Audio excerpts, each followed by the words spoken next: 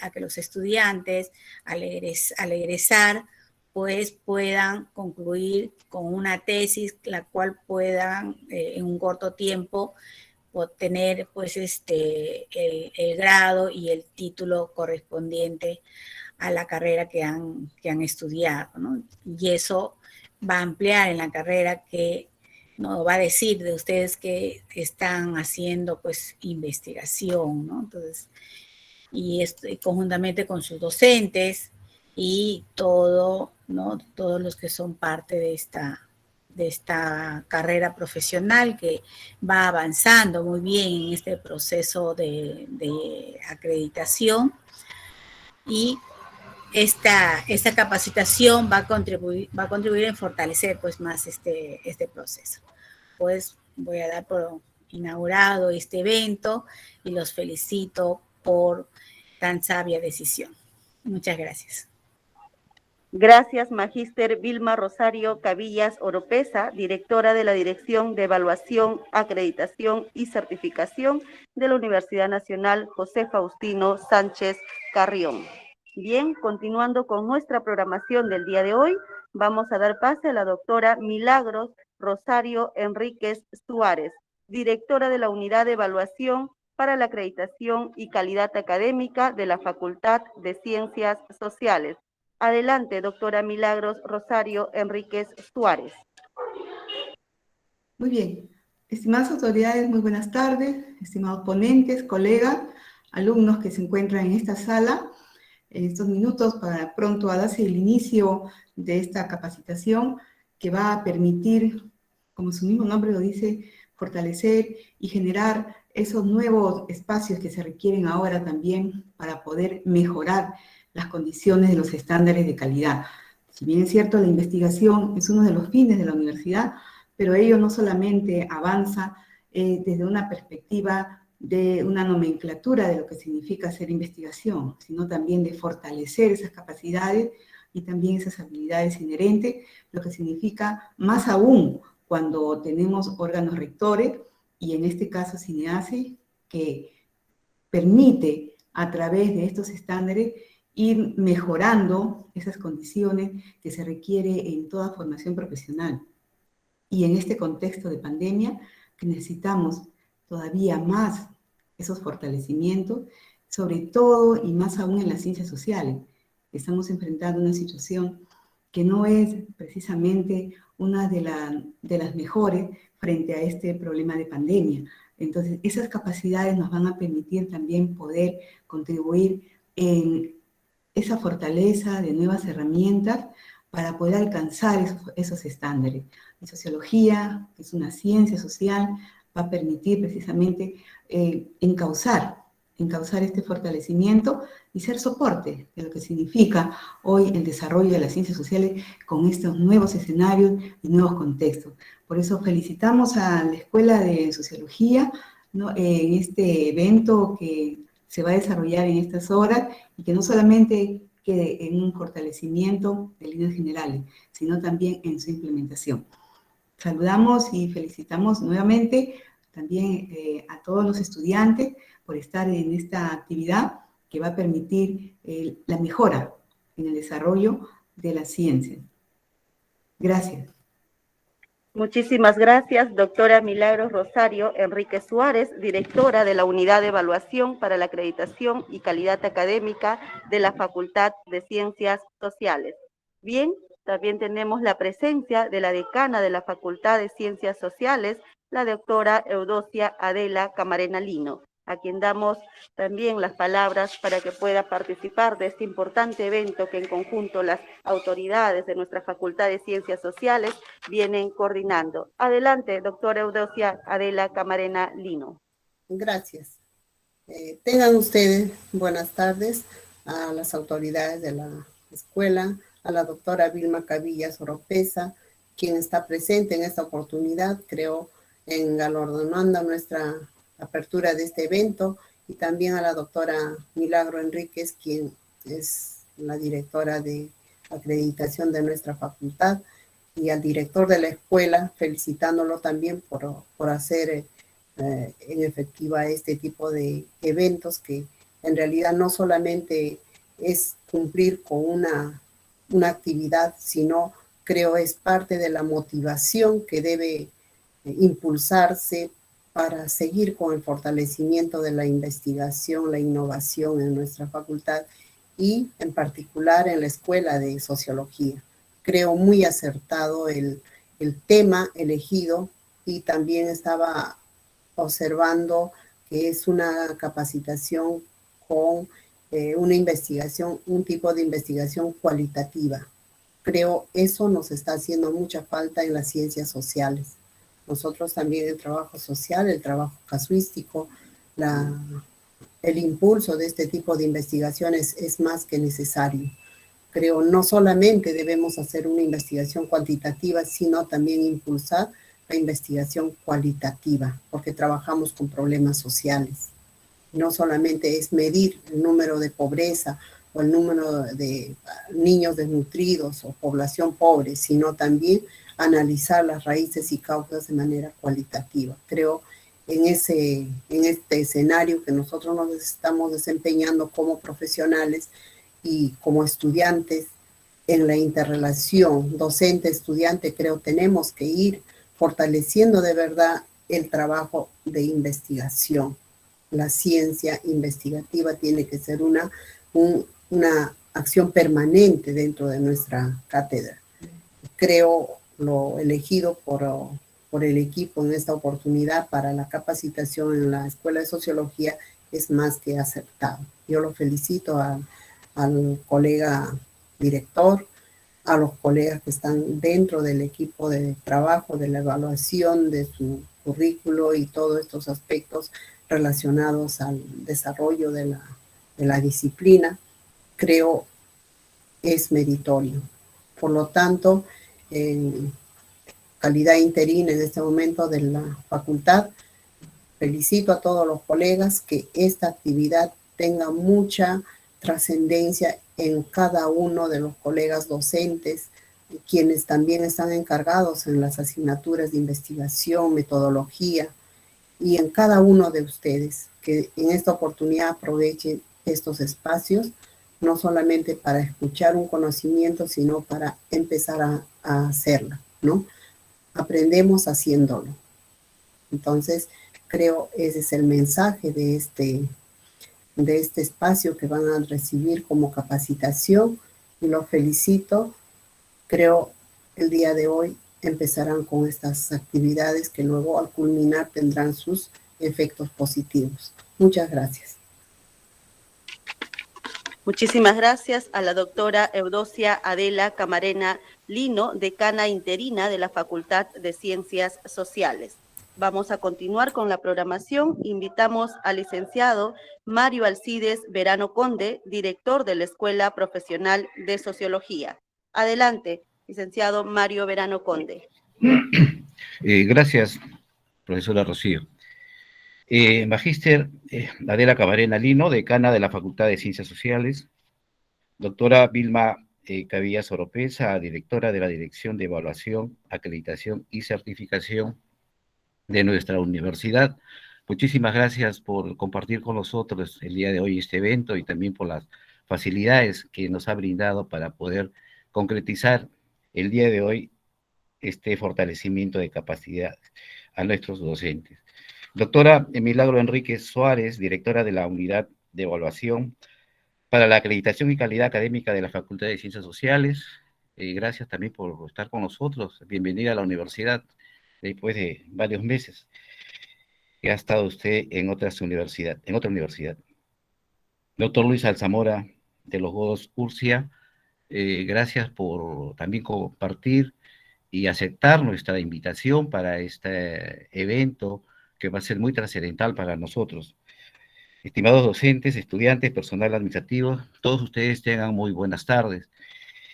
En mi calidad de director de la Escuela Profesional de Sociología, es muy gratificante realizar este evento sobre el fortalecimiento de capacidades para los integrantes del Comité de Autoevaluación para la Acreditación y Calidad Académica de la Escuela Profesional de Sociología. y que lo hemos hecho extensivo a todos los docentes y estudiantes del 9º y 10º ciclo de la carrera de Sociología. Evento que está orientado básicamente a fortalecer las capacidades y competencias de nuestros docentes en el campo de la investigación cualitativa, el desarrollo y la innovación. Evento que busca alcanzar, con el esfuerzo de todos, logros en los estándares números 12, 22, 23 y 24 de la dimensión 2, formación integral del modelo de acreditación, como sabemos todos. Y como sabemos, el modelo de acreditación busca mejorar la calidad de la enseñanza, aprendizaje. Este proceso, indudablemente, que demanda un cambio de actitud institucional, así como el desarrollo de capacidades y competencias, tanto de los evaluados como los evaluadores, que somos los docentes. En ese sentido, todos los docentes, y creo que ya lo saben, porque este tema lo venimos trabajando ya hace muchos meses, debemos tener como objetivo cumplir progresivamente con los estándares del modelo de acreditación. Para ello, pues debemos poner en práctica la autoevaluación, como todos ya lo venimos practicando, y la mejora continua, ¿no? Que nos permita identificar y superar las brechas de calidad en este proceso de enseñanza y aprendizaje en el cual estamos involucrados todos, ¿no? Tenemos que hacer grandes esfuerzos y lo venimos haciendo de diversas formas, ¿no? Como en esta oportunidad. En el marco de la mejora continua y la autoevaluación, la dirección de escuela ha visto por conveniente poder realizar este evento sobre la investigación cualitativa a fin de buscar articular, y esto es sumamente importante, la enseñanza-aprendizaje con la investigación, desarrollo e innovación. Para ello, el día de hoy contamos pues con la asistencia de todos nuestros docentes y los estudiantes del 9º y 10º ciclo. Por eso lo hemos invitado, a fin de desarrollar competencias y buscar que los proyectos de investigación de nuestros docentes, así como los trabajos de investigación y tesis de pregrado de nuestros estudiantes, guarden coherencia con las líneas de carrera, coherencia con las líneas de investigación de la facultad, y eso debemos tener presente todos los docentes, especialmente aquellos que están desarrollando asignatura de esta naturaleza, y todos en general. Y que los resultados de los proyectos de investigación de nuestros docentes se publiquen, ¿no? Y creo que ese es uno de los grandes objetivos de este proceso, y que va a ayudar mucho al cumplimiento de nuestros estándares, y sean de conocimiento de la academia y de todos los estudiantes, y por qué no decirlo, de la ciudadanía. Por todo esto que acabo de señalar, el Comité de Acreditación y la Dirección de Escuela vimos por conveniente reforzar el tema de la investigación cualitativa.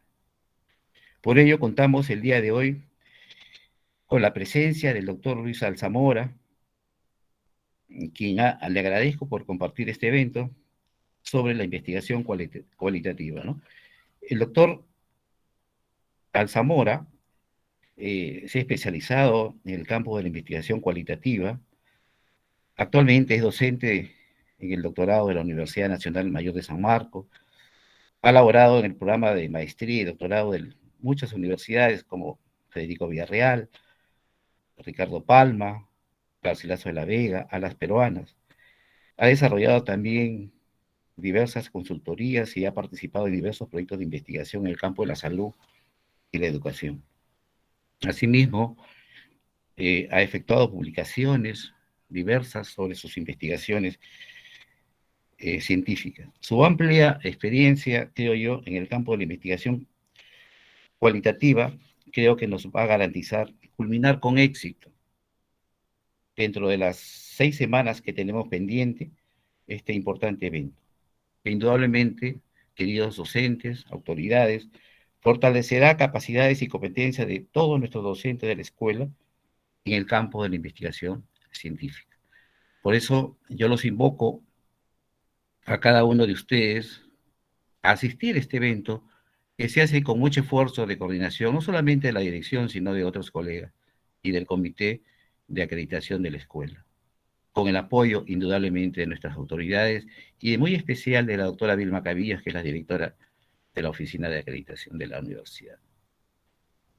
Tenemos que asumir un compromiso de culminar este evento, creo que termina el 9 de diciembre, e indudablemente que hay que hacer esfuerzos, sacrificios por el horario establecido. Tenemos que también entender a nuestro oponente que tiene otras responsabilidades también profesionales, ¿no? Es la única manera de poder avanzar en este proceso que con el esfuerzo de todos, me refiero al proceso de acreditación, podemos lograrlos en un mediano plazo. Muchísimas gracias. Agradecemos las palabras del licenciado Mario Alcides Verano Conde, director de la Escuela Profesional de Sociología. Bien, ya para ingresar de lleno a la capacitación, fortalecimiento de capacidades en investigación cualitativa, desarrollo e innovación, vamos a dar el pase al doctor Luis Alex Alzamora de los Godos Urcia. Adelante, doctor Luis Alzamora. Muy buenas tardes, tengan todos ustedes. No sé si se me escucha bien. ¿Todo está bien? Ok. Perfecto, doctor, perfecto. Bien, gracias. Entonces, bueno, en primer lugar, para presentarme, soy Luis Alzamora de los Godos Urcia. Vamos a compartir un poco alguna experiencia que tenemos haciendo investigación cualitativa, pero sobre todo vamos a no a trabajar un ciclo de conferencias epistemológicas, teóricas, sino más bien eminentemente prácticas y que van a aterrizar en el campo de el dominio de un software que lo vamos a compartir luego y todos y cada uno de ustedes van a ejecutarlo, que es el Atlas-T, pero no sin ello introducirlos de la mano a la concepción y a la lógica de lo que es la investigación cualitativa desde el punto de vista de la utilidad para la sociología, para las ciencias sociales en general, ¿no? Ustedes saben que existen dos grandes vertientes de la investigación en sociología. En las ciencias sociales, dos grandes escenarios se confrontan a través del tiempo. Uno de ellos es la investigación del tipo cuantitativo y otro la investigación del tipo cualitativo. Creo que hay un micrófono abierto, por favor, si fueran tan amables en silenciarlo. Se está escuchando todo. Gracias. Entonces, la investigación del tipo cuantitativa, trabajada y enfocada por el señor Emily Durkheim, ¿no?, versus la investigación cualitativa trabajada por Weber, confrontan dos grandes escenarios para abordar el problema de la investigación científica y el problema como tal. En ese sentido, pues, el abordaje comienza con la discrepancia qué es más importante de hacer. Entonces, sin embargo, esto no surge aquí, ya venimos miles de años investigando desde dos maneras diferentes. Una, contextualizando al ser humano con todo su ambiente y todo su espacio que lo rodea y su cosmovisión incluida, y otro que particulariza la identificación de elementos y variables que las abstrae para poder ser procesadas. Estas dos grandes corrientes se han enfrentado siempre, pero no es sino hasta Weber y Emily Durkheim que logran equiparar esas dos posiciones y formar dos grandes corrientes, ¿no? Y esas dos grandes corrientes son las que han ido adoptando cada uno de los sociólogos a través del tiempo y han decidido optar por una o por otra. En ese sentido, la investigación cuantitativa ha cobrado mucha fuerza, sobre todo con la incorporación de los estadísticos a través de la teoría del muestreo de Mendenhall, a través de la teoría de los diseños estadísticos y las pruebas estadísticas que surgen con Cochrane, pero la investigación cualitativa ha tenido dos grandes representantes en los últimos tiempos, el señor Michael Quinn Patton y el señor Uwe Flick. Acabo de compartirles en el texto un libro que vamos a utilizar, no sé si se puede abrir o no, me lo confirman, de Uwe Flick, ¿no?, que es Introducción a la Investigación Cualitativa. A lo largo de estas semanas vamos a compartir 6 libros, uno por semana. Y cada uno de esos libros los va a introducir ustedes al mundo de la investigación cualitativa para que cada uno logre ir más allá de lo que estamos hablando en estas pocas horas que podemos trabajar, debido a que la investigación cualitativa es muy compleja y muy, digamos, detallada para poder desarrollarse. Normalmente se hace en un largo tiempo, pero estamos haciendo esto de manera concreta, sintética, con la finalidad de poder introducirlos al mundo de lo cualitativo. Bien, sin más preámbulos, voy a hacer la presentación correspondiente al día de hoy.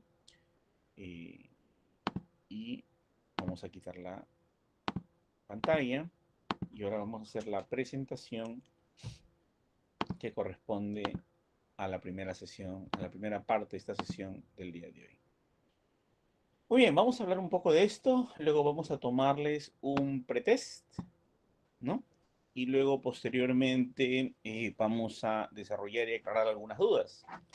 Entonces, en este curso, ¿no?, de investigación cualitativa, organizado por ustedes, vamos a aclarar dos puntos fundamentales. En primer lugar, ¿por qué trabajar investigación cualitativa? Por una cosa muy sencilla. La investigación cualitativa y la cuantitativa no son opuestas, no son enemigas, no son competencia, son un complemento. Lo que se puede descubrir de una manera no se puede descubrir de la otra, y lo que se puede buscar de una manera no se puede encontrar de la otra. La investigación cualitativa y la cuantitativa están sumergidas en el I+D+I, investigación, desarrollo e innovación, ¿no?, a través de estas grandes expresiones, y que por lo tanto sumados como tales van a conformar la estructura de lo que significa la investigación científica en general. La investigación de tipo cuantitativa, que su naturaleza es eminentemente deductiva porque trata de contrastar hipótesis y probar a través de métodos estadísticos y métodos científicos la demostración de la relación entre variables, por eso es deductiva. La investigación cualitativa es todo lo contrario, tiene naturaleza eminentemente inductiva porque trabaja en grupos pequeños y lo que trata de hacer es mostrar el escenario individual, grupal, local, para poder tener algunos vistos posibles del diagnóstico de un comportamiento social, y de este trabajar un fenómeno llamado bola de nieve, que posteriormente vamos a hablar. O sea, lo que aparentemente en investigación cuantitativa sería generalización, en investigación cualitativa es algo diferente, denominado inducción. Y esto vamos a demostrarlo con algunos ejercicios. Primero vamos a mostrar las diferencias primordiales.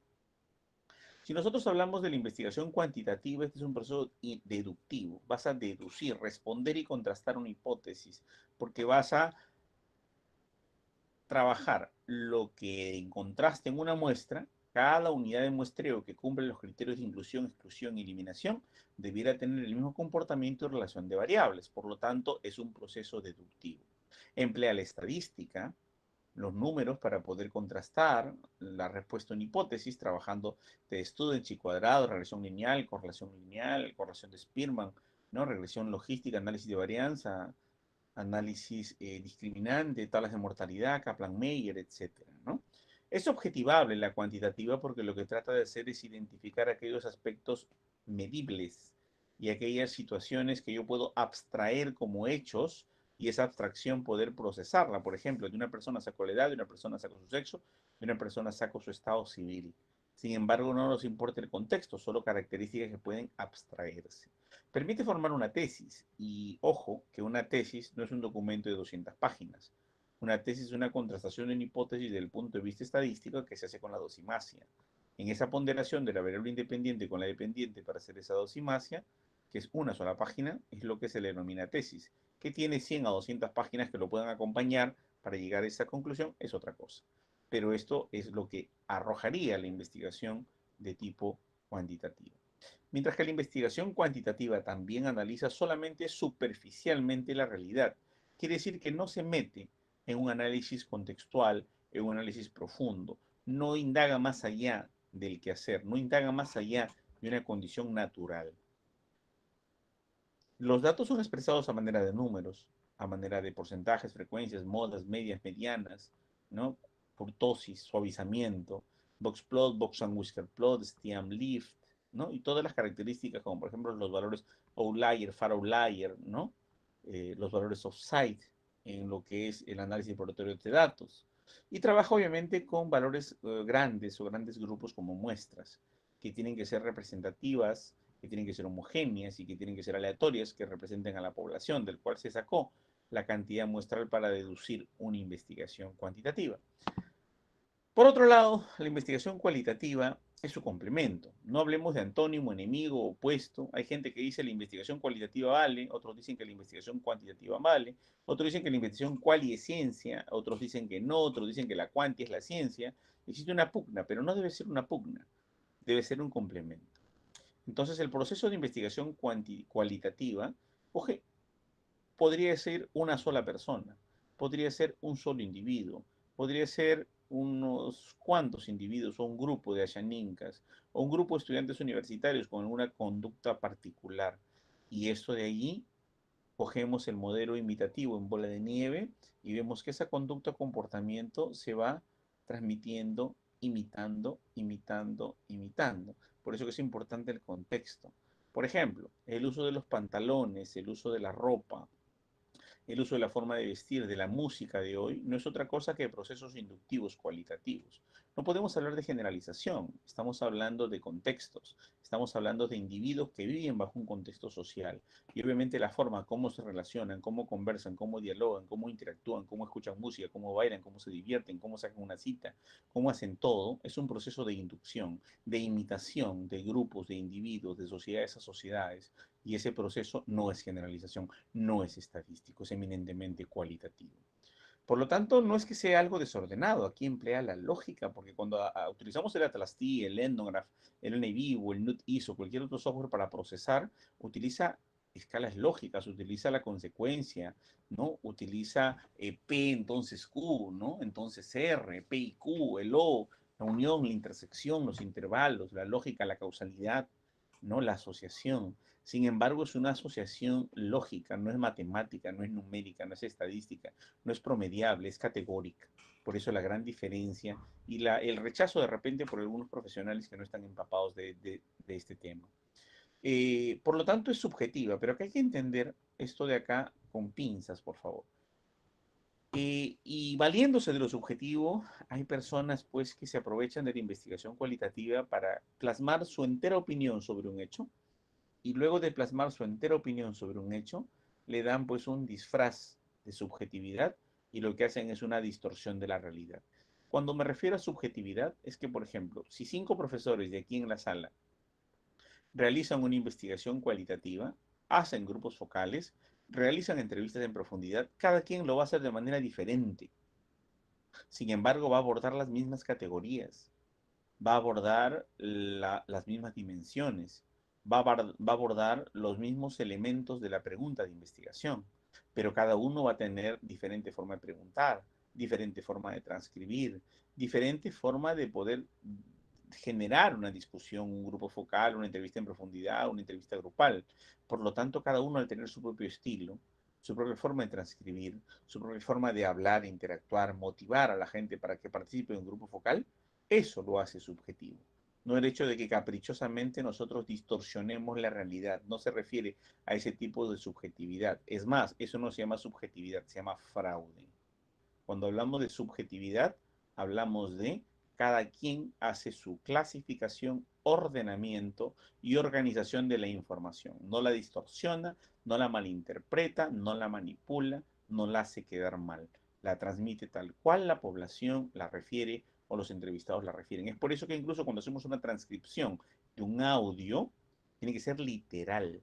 Y si hay algunas palabras un poquito groseras, lo ponemos con puntos suspensivos. Pero la traducción, la transcripción de un audio, de una entrevista a profundidad en un grupo focal debe ser literal. Por eso que este subjetiva, como les vuelvo a aclarar, hay que entenderlo como la forma de que cada investigador del área de investigación cualitativa realiza su trabajo de campo de manera diferente, organiza diferente, pero analiza las mismas categorías y por lo tanto desde diferente enfoque llegarían todos a los mismos resultados o a resultados muy parecidos, porque lo que estamos analizando es la realidad desde la vista de el entrevistado y la realidad desde la vista de el mundo. No la realidad desde la parcialidad de un investigador. Eso jamás se hace, ni en cuantitativa ni en cualitativa. Tampoco busca la opinión, tampoco busca la percepción, tampoco busca la creencia, busca describir el proceso histórico de lo que en la realidad ocurre, el proceso consecutivo, el proceso natural, el evento que trascendió sin distorsión. Esto tengo que aclararlo porque hay muchos investigadores que se valen de esto para presentar cualquier cosa en una tesis o en una investigación cualitativa. Y no se trata de esto. Por lo tanto, no forma tesis. Lo que hace una investigación cualitativa se denomina formular teorías, ¿no? Formula teorías. Entonces, cuando hablamos de formular teorías, hablamos de formular una investigación científica de naturaleza cualitativa y de naturaleza inductiva también, ¿ok? Pero como no contrasta hipótesis matemáticamente ni aplica una prueba estadística, no se le podría denominar una tesis, sino una formulación de teoría, ¿no? Ahora, el término tesis como término formal para graduación no se refiere ni a una ni a otra, se refiere al desarrollo final de una investigación completa. Tranquilamente una investigación cualitativa, al formular una teoría sacada después de un trabajo de campo hermenéutico, fenomenológico, historiográfico o etnográfico o lo que fuere, tendría que permitir tener una investigación científica cual teoría salga de la investigación para poder obtener un grado académico, ¿no? Por otro lado, la investigación cualitativa lo que hace, señores, es analizar a profundidad la realidad. Cuando hablamos de análisis en profundidad de la realidad, no hablamos sino, señores, de que siempre va a descubrir cosas, va a ir al porqué de las cosas. En ese sentido, pues nosotros podemos ir a investigar por qué la gente rechaza las vacunas.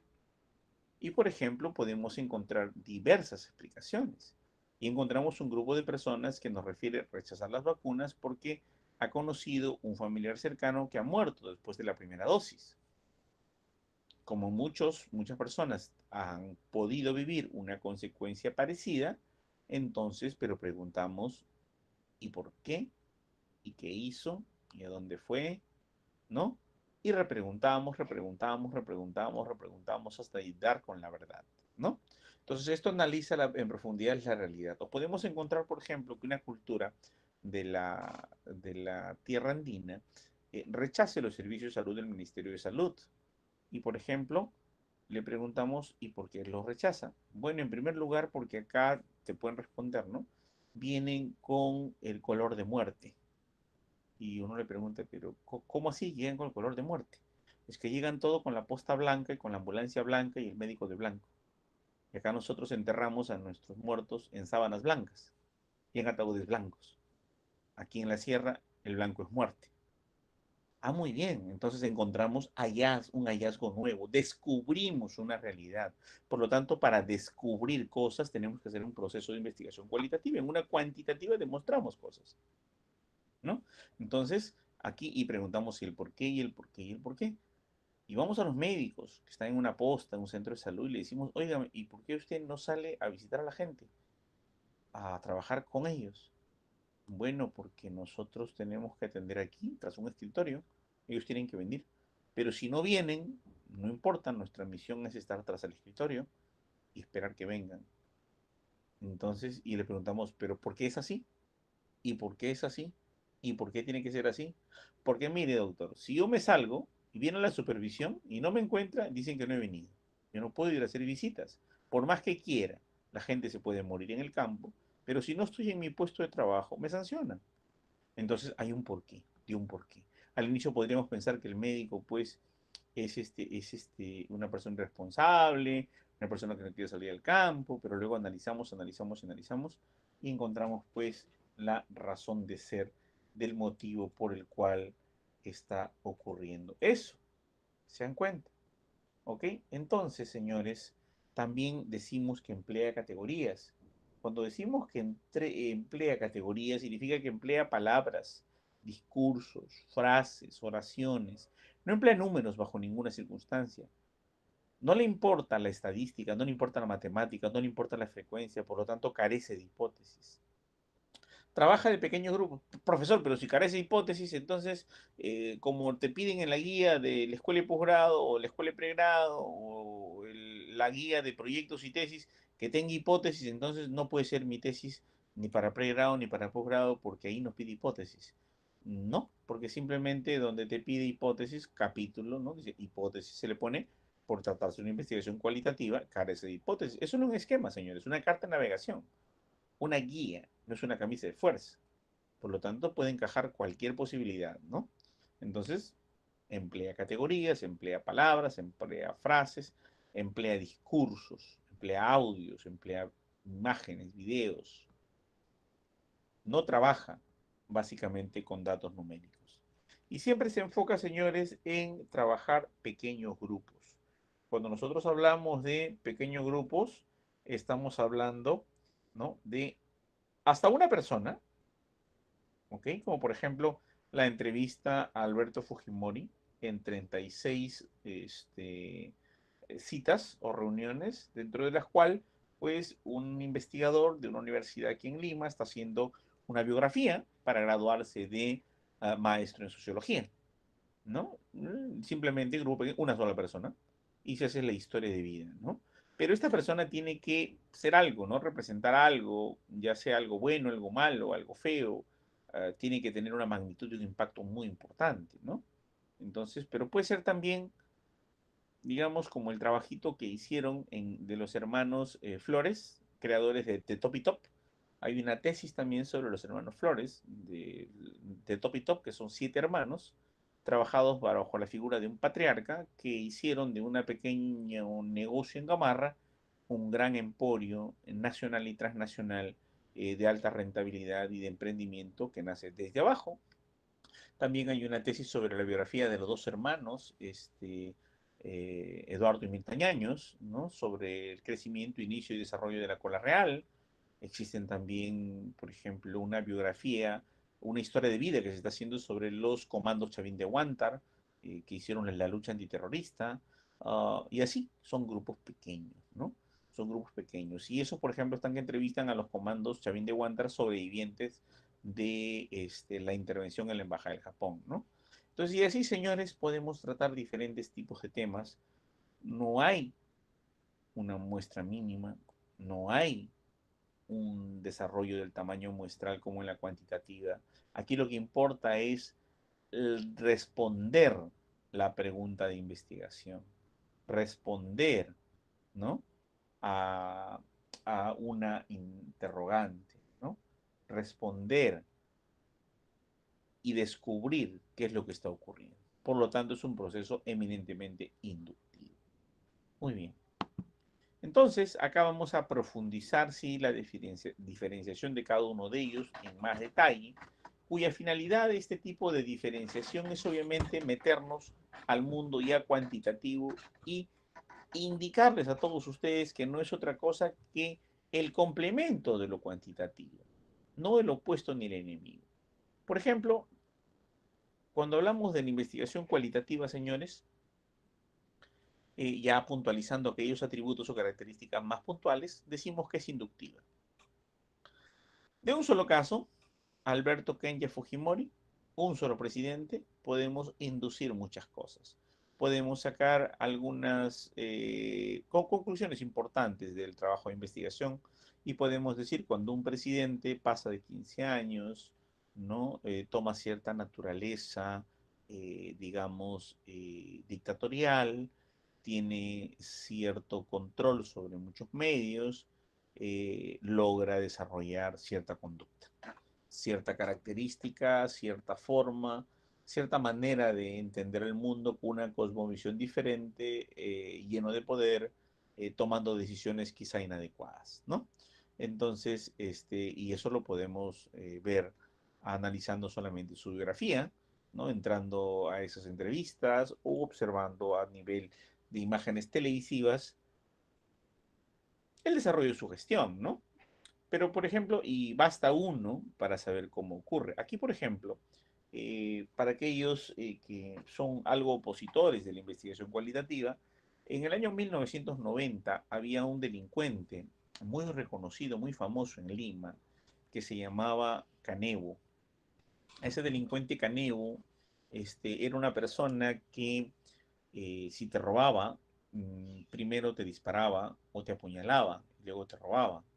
Entonces, un abogado famoso en Lima presenta su tesis de investigación cualitativa a una universidad prestigiosa y el tema era el caso Canevo, ¿no?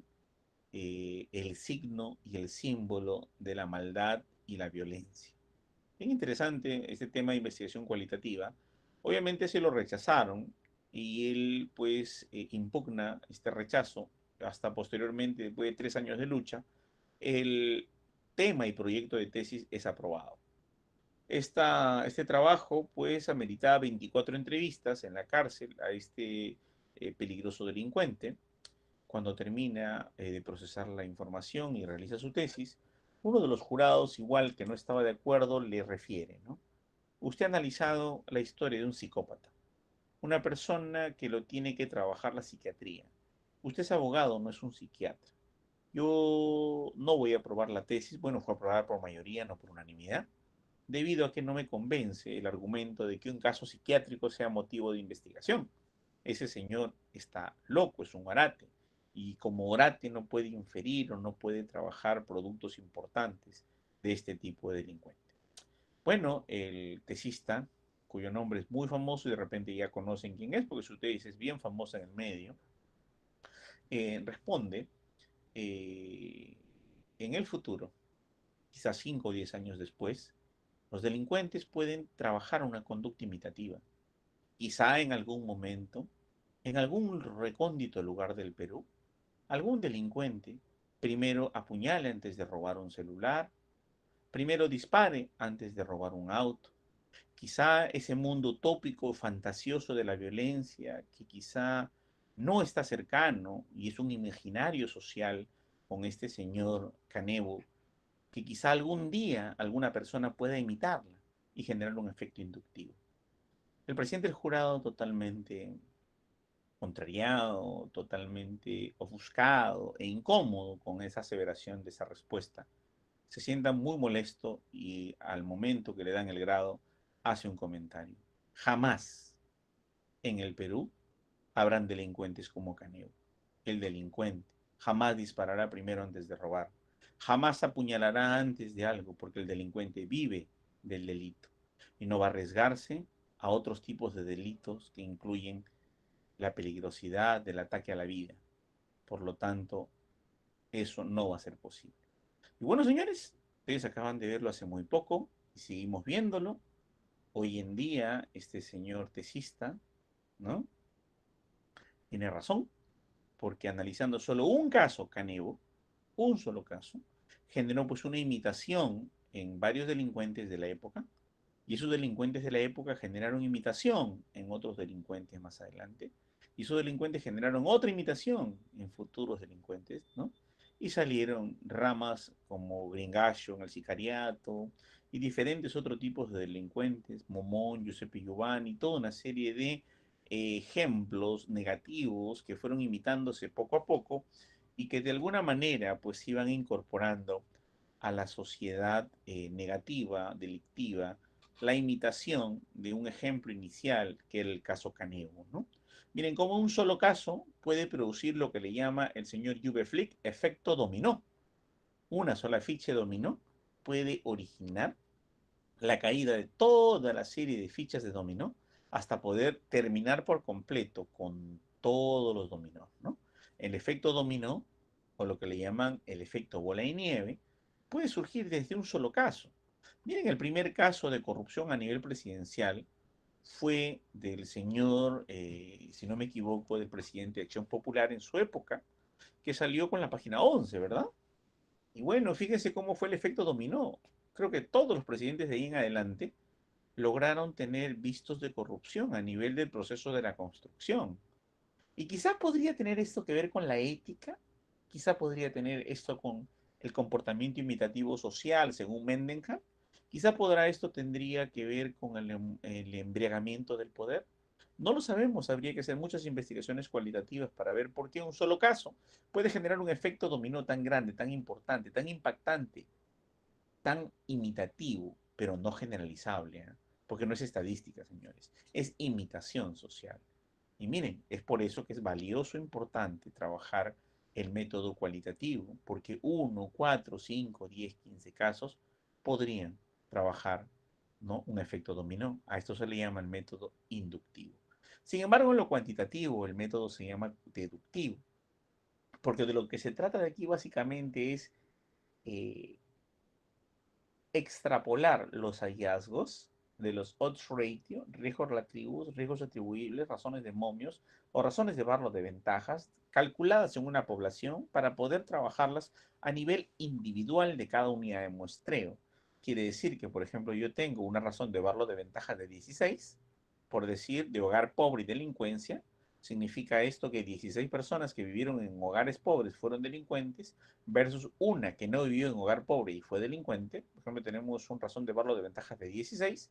Entonces podríamos decir que cada persona que es pobre tiene, ok, 91% de probabilidad de convertirse en delincuente si los factores sociales están de la mano con él.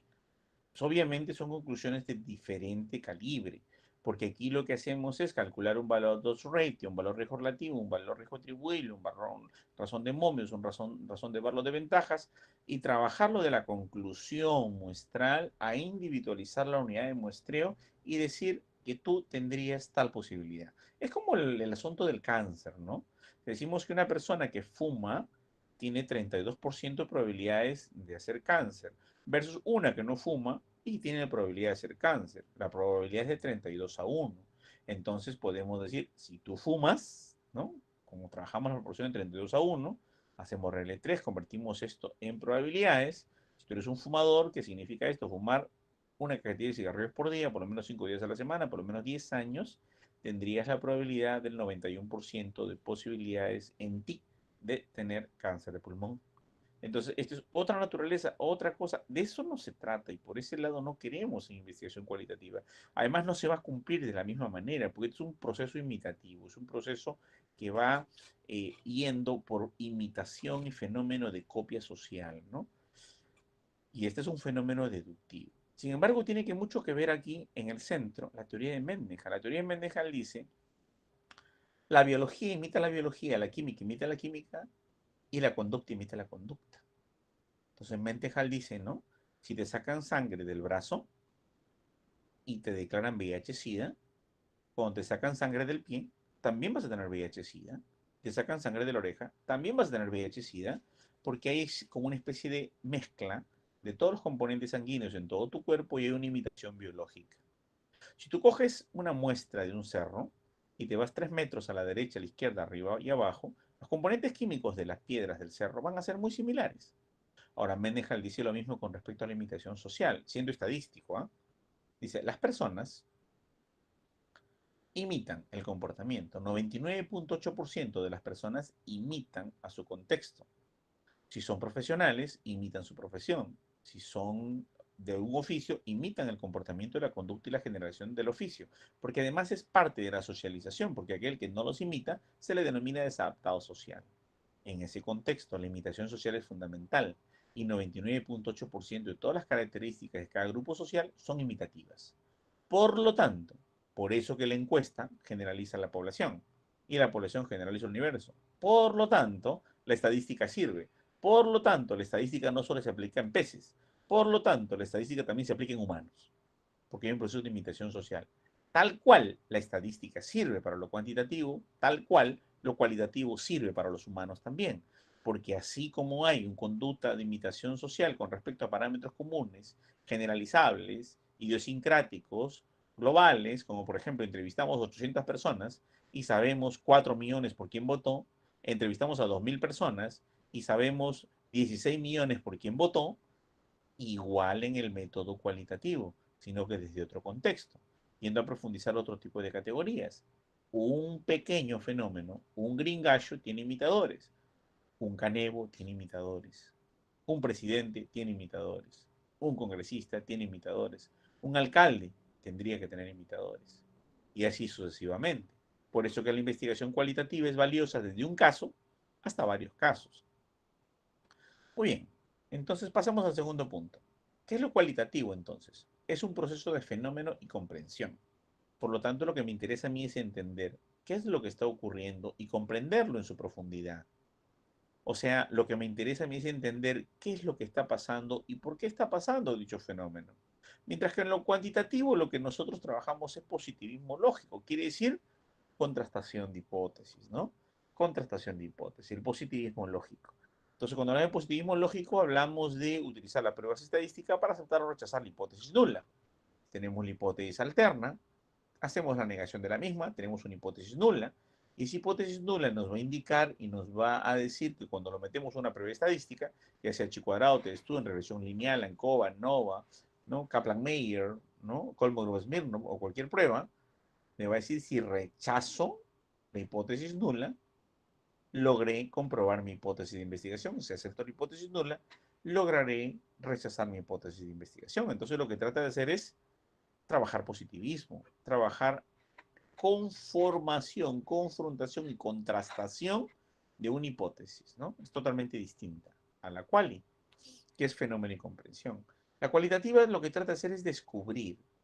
Por ejemplo, en una investigación que me contrataron a mí en el año 2002, cuando ya había hecho mi primera publicación de investigación cualitativa en una revista científica internacional, en el año 2002 me contrata un ministerio, el Ministerio de Salud, para poder hacer una investigación a través de la Oficina General de Epidemiología.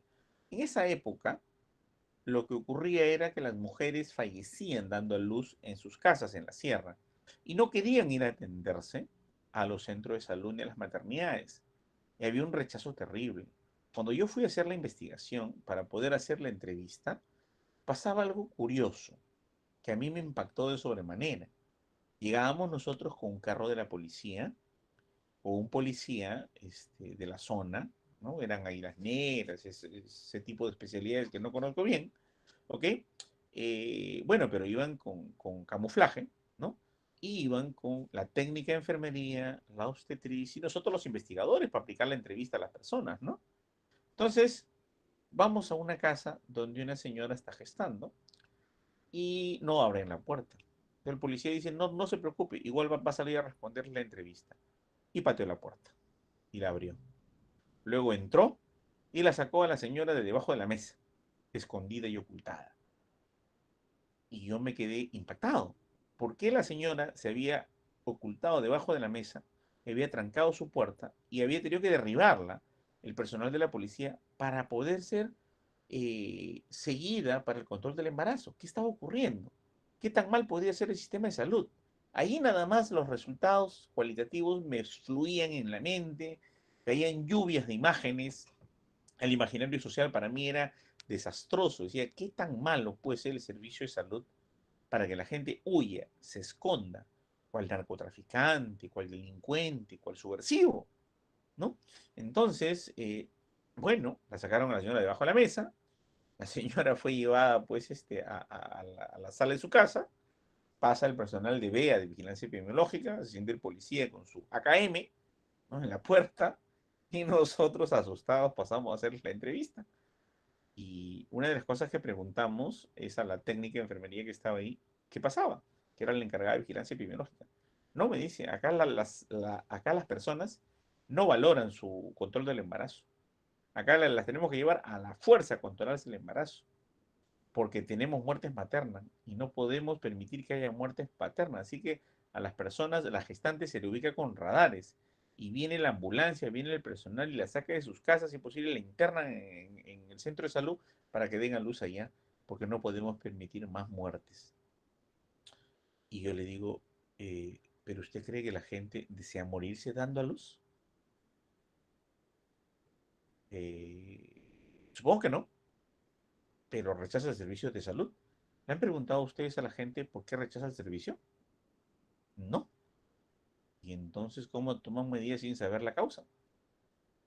Bueno, si me permiten, por favor, voy a entrevistar a la señora que a la fuerza han hecho que yo logre tener contacto con ella. No, no, doctor, si no, no había otra forma. Me dice. Bueno, se retira todo el personal, luego indiqué que solamente las entrevistas sean a gente voluntaria, con consentimiento informado según la declaración de Helsinki, ¿no? Que debe ser voluntariedad, ¿no? Que debe ser completamente informada, que debe ser completamente consentida, y lo que veíamos ahí no era ni informado, ni consentido, ni voluntario. Se había pisoteado la declaración de Nuremberg, se había declarado, se había pisoteado la declaración de Helsinki I, Helsinki II, todos los parámetros de ética conocidos en la posguerra nazi, la Segunda Guerra Mundial, parece que estaban regresando y volviéndose a ver sin ninguna consideración de los derechos humanos.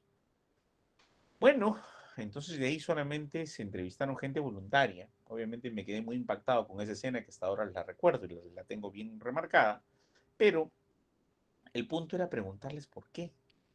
De la entrevista a esta señora, que fue la única entrevista que no pudo ser procesada porque la forma como se adquirió no tuvo los parámetros éticos, y cuando algo no se adquiere con parámetros éticos no se procesa, no entra en tus resultados, pero sí nos dio luces, y en esas luces nosotros llamamos pues a las parteras y a las mamás de las mujeres que habían fallecido, ya más o menos teniendo alguna idea del por qué, ¿no? Ya todos se imaginen en ese instante el por qué preferían morir en sus casas antes que ir al centro de salud, ¿no? O por lo menos una idea.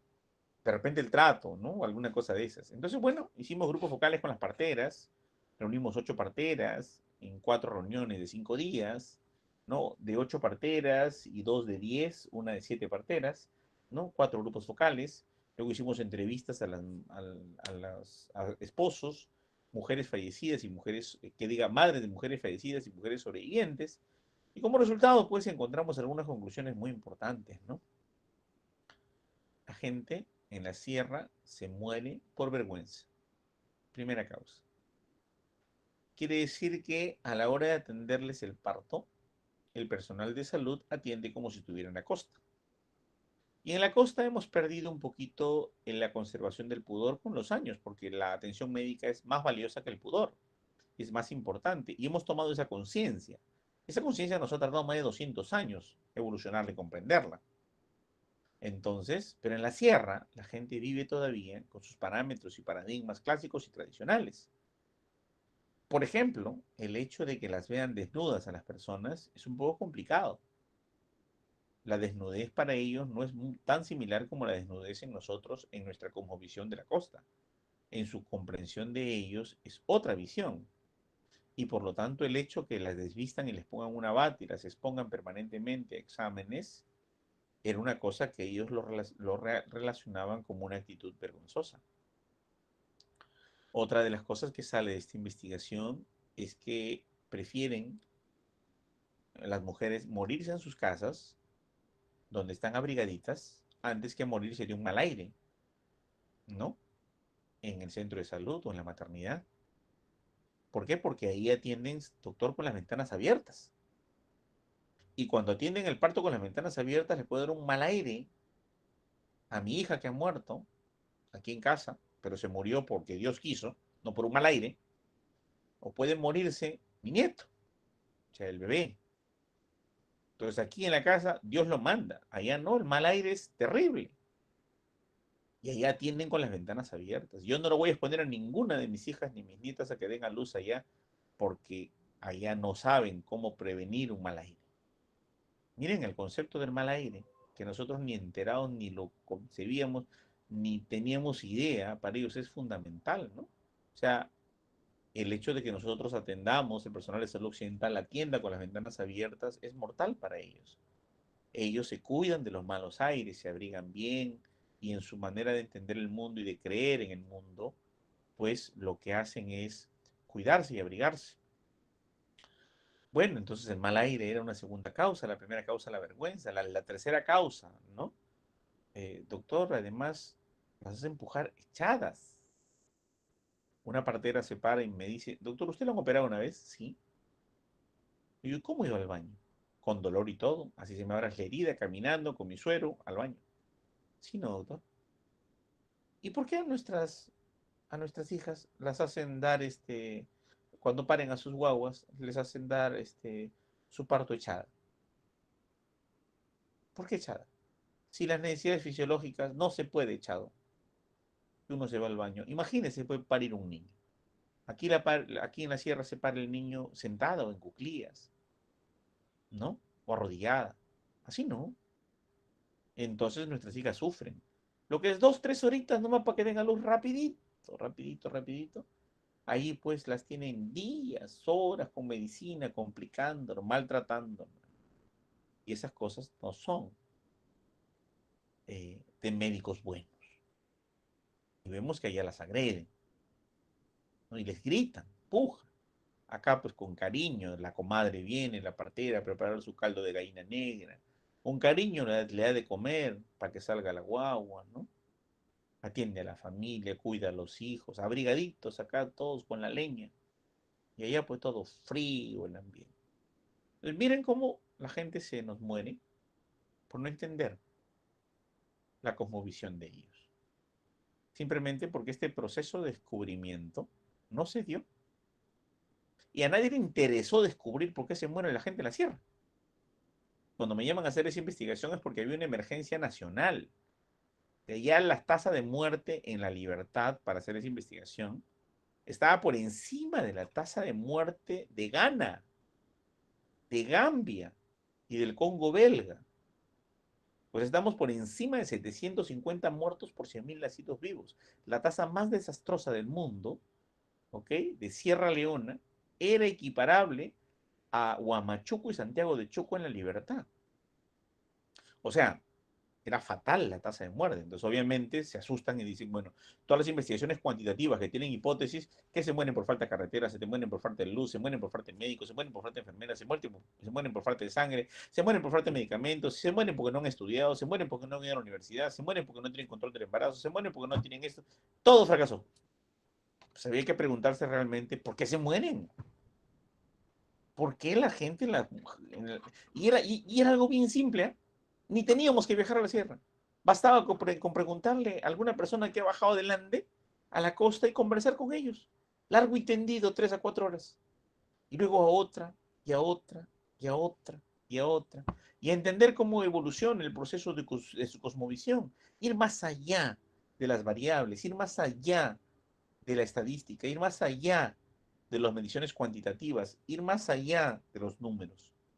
En ese contexto, yendo más allá de todo eso, pues había que entender que muchas cosas que nosotros hipotetizamos desde el escritorio, pues la gente no la estudia y no la cumple en la realidad.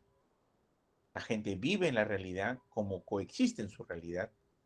No estudia la hipótesis nuestra para demostrarla con sus acciones. Como decía un amigo, ¿no? La mujer con cáncer de mama no lee el libro y le da los signos y síntomas con el cáncer de mama, ¿no? O sea, y no se pone a decir, a ver, tengo que tener este y este y este. Ocurre porque ocurre y da porque da. Y 7 de cada 10 cáncer de mama no tienen ningún signo ni síntoma. ¿Qué dice el libro? Así que hay que buscarlos con mucha lucha y con mucho tesón, ¿no? Entonces, en ese sentido, señores, la investigación cualitativa es un proceso de descubrimiento. Pero ya cuando ya has descubierto, ya sabes qué está pasando, la cuantitativa lo que busca es pruebas, contrasta hipótesis, busca pruebas, ¿no? A ver, y aquí en la sierra, pues la gente se moría de vergüenza, se moría del aire, se moría de que las hacen empujar echadas y es un proceso de sufrimiento y agónico para ellas. Y ninguna persona en la sierra aceptaría esto, pero lo peor, que se mueren porque las operan, decían. A ver, ¿cómo es eso que las operan? Las operan, les cortan para dar a luz, les cortan en su intimidad, me las malogran a mis hijas, a mis nietas. Ya un yerno ha venido y ha dicho que me la devuelve a mi hija porque la han operado y ya como mujer no cumple su función porque tiene mucho dolor. Yo, como buena madre, la he aceptado de regreso y de vuelta a mi hija porque tiene que ser mujer y tiene que ser madre. Y me la malograron en la posta. No, nunca yo aconsejaría que una mujer dé a luz o dé su parto en la posta o en el centro de salud o en la maternidad. Miren lo que dicen en la sierra. Entonces, si nosotros vamos a decirle, ¿quieres venir a atenderte conmigo? ¿No quieres que te atienda tu parto? Mira, nuestro centro de salud, qué lindo, blanquito como está. Mira, nuestra ambulancia, qué blanquita, qué bonita como está. Cuando toda la gente siente que vamos a agredir y a enfrentarnos a su cultura, a su manera de ver el mundo y sobre todo a arruinar su vida familiar en la relación con su pareja. Todos los 3 anteriores podrían permitirse, pues, ¿no? Pero el último ya no, ¿no? Ya eso es crucial. Entonces prefieren morirse ahí. Ahora entendí por qué tuvo que patear la puerta el policía y sacar a la mujer embarazada debajo de la mesa. que prácticamente la van a obligar a dar a luz en el centro de salud y van a hacer todo lo que la gente de la comunidad rechaza. Pero esto no lo hubiéramos entendido ni comprendido si no hubiéramos hecho una investigación cualitativa. Si solo hubiéramos hecho estadística y hubiéramos procesado investigación cuantitativa, ni siquiera nos hubiéramos imaginado. Y siguiéramos persiguiendo a la gente y diciendo que esta gente, porque no hay carreteras, no va al centro de salud, que porque no se educó, no accede al centro de salud, porque sus creencias y las parteras hacen negocio con ellas, no va al centro de salud, porque los chamanes se llenan de plata atendiéndoles y por lo tanto no las dejan atenderse en el centro de salud y les lavan la cabeza, las hipnotizan. Estaremos pensando cualquier tipo de tonterías, atribuyendo a través de investigaciones cuantitativas, con hipótesis sumamente elaboradas tras el escritorio, sin tener contacto con el campo, solamente basados en antecedentes de investigaciones previas, pero no fuéramos al campo a descubrir qué es lo que está pasando. Y esto es lo fundamental de la investigación cualitativa, el descubrimiento. Entonces ayuda a comprender mejor lo que ocurre también, ¿no? Cada proceso, cada escenario. Y le preguntábamos a los médicos, ¿no? Óigame, y dígame, ¿por qué le han obligado, no? ¿Por qué han tomado la puerta? ¿No? ¿Qué pasa? No, es que tenemos nosotros una meta. Y la meta es que tenemos que tener 60 controles prenatales al mes, porque acá hay tantas gestantes y nuestra meta es 60, porque están registradas 60. Y tenemos que atender de esos 40 partos institucionales. Y como sea, los vamos a tener. Porque a nosotros nos supervisan, nos auditan. Y si no, nos sacan del trabajo. Entonces, para cuidar mi trabajo, hago todo lo que no debo hacer con la población. No me adecuo culturalmente. Porque primero es que vienen a supervisarme, pues, ¿no? La Dirección Regional de Salud. Yo haré lo que tenga que hacer para no salir de mi trabajo. No importa si la mujer tiene vergüenza, no importa si la mujer muere de un mal aire, no importa si la mujer da luz echada y sufre agónicamente, no importa si le arruina su vida de pareja con su esposo al hacerle la episiotomía, el corte para dar a luz. No, no importa. Primero es mi trabajo. Yo tengo que cumplir la meta, señores, la meta. Tantos controles prenatales, tantos partos. Si no, me sancionan la DIRIS. Pero miren qué frío sería la medicina, ¿no? Y en lo cuantitativo simplemente proporciona una medición, ¿no? ¿Qué es lo que está pasando acá? O comprendes lo que ocurre, acá cuentas, ¿cuántas hay? ¿Cuántas fueron, cuántas no fueron? Cobertura 70%, atenciones tantos, ¿no? Tantos partos, etc. En el método cualitativo, señores, hay que interpretar. Lo que dicen las personas que se mueren de vergüenza, por ejemplo, no es que se mueran de vergüenza, es que prefieren morirse en sus casas a la vergüenza de tener que ser desvestidas y colocada una bata y ser expuesta públicamente al personal que las examina. Es que el mal aire es una concepción histórica que viene de la época de los incas. Un mal aire mató a un inca, mató a una coya, mataron a diferentes personajes ancestrales. Y esos males aires son los aires, ¿no? Negativos que se les puede meter a las personas. Y esa creencia no se la vas a sacar. Por lo tanto, hay que interpretar qué significa eso, cómo puedes trabajar eso, cómo enfrentar eso. Hay que interpretar también que el hecho de que las arruinen como mujer es que al cortarle en el canal de parto, el conducto vaginal de la mujer, pues simplemente cortamos muchos nervios y podemos alterar la función de su sexualidad para poder coexistir con su pareja. Miren lo trágico que puede ser una simple atención de los occidentales, ¿no? De los costeños hacia esa zona. Sin embargo, lo cuantitativo es totalmente descriptiva, ¿no? Solamente describe una realidad. Profesor, pero también es explicativa. No, claro, obviamente. Pero me refiero a descriptiva porque describe una variable, describe una otra y describe la relación entre ambas variables. Ya, en cuanto a niveles, le pueden llamar descriptiva, explicativa, experimental. Esto es otra cosa. Pero acá me refiero que es interpretativa pura. Tenemos que interpretar lo que está ocurriendo, ¿no? Una vez, en el año 2004, fue hacer una investigación a socos, bichos y licenciados, a Ayacucho, cualitativa con entrevistas en profundidad y grupos focales. Y la población era quechua hablante. ¡Wow! Entonces yo tenía que hacer mi grupo focal con mi traductora. Y la traductora hablaba en quechua. Y teníamos que las respuestas que la daban en español y se grababan en la grabadora. Y ahora interpretar todo eso, realmente ella habrá transcrito lo que nosotros queríamos indicar y la gente habrá respondido lo que realmente nosotros queríamos buscar. Complicado. En quechua mucho más complicado. Pero cuando es en castellano, pues nos da mucha opción para poder tener una interpretación rica, ¿no? El método cualitativo contesta el por qué pasa algo, por qué ocurre tal cosa. Cuando no hay ninguna causa explicativa potencial, respondimos a la cualitativa para preguntarnos por qué. ¿Por qué la gente no se quiere vacunar? ¿Qué está pasando? Ya sabemos cuántas personas no se quieren vacunar. Ya sabemos cuántas. Pero preguntémosle a ellos por qué. ¿Están en un club? ¿Unas ONG los financian? ¿Han visto muertes en la gente? ¿Son políticos? ¿Realmente dicen que no se vacunan, pero ya se vacunaron hace rato? ¿Solamente quieren hacer una antipromoción o ser líderes negativos? ¿Qué está pasando? ¿Por qué no se vacunan? ¿Por qué gente prefiere morirse a vacunarse? ¿Qué hay en su cabeza? ¿Qué creencias tiene? Lo cualitativo es un método naturalista, sin control. Yo no hago un experimento, una experiencia previa. Yo lo que hago es voy a la zona, miro, observo, entiendo, comprendo, ¿okay? Detallo, registro, filmo, grabo, coexisto, dialogo, interactúo, pero no hago una intervención. No voy a trabajar una intervención. Sin embargo, la investigación cuantitativa es una investigación controlada. Tenemos que definir criterios de inclusión, exclusión y eliminación para los grupos casos, criterios de inclusión, exclusión y eliminación para los grupos controles, ¿no? Para poder determinar la atribución específica de una hipótesis de una variable que puede ser la posible causal de un efecto. Ahí trabajamos la dosimasia de las funciones en base a X y trabajamos el cálculo univariado, el cálculo multivariado y finalmente la estadística.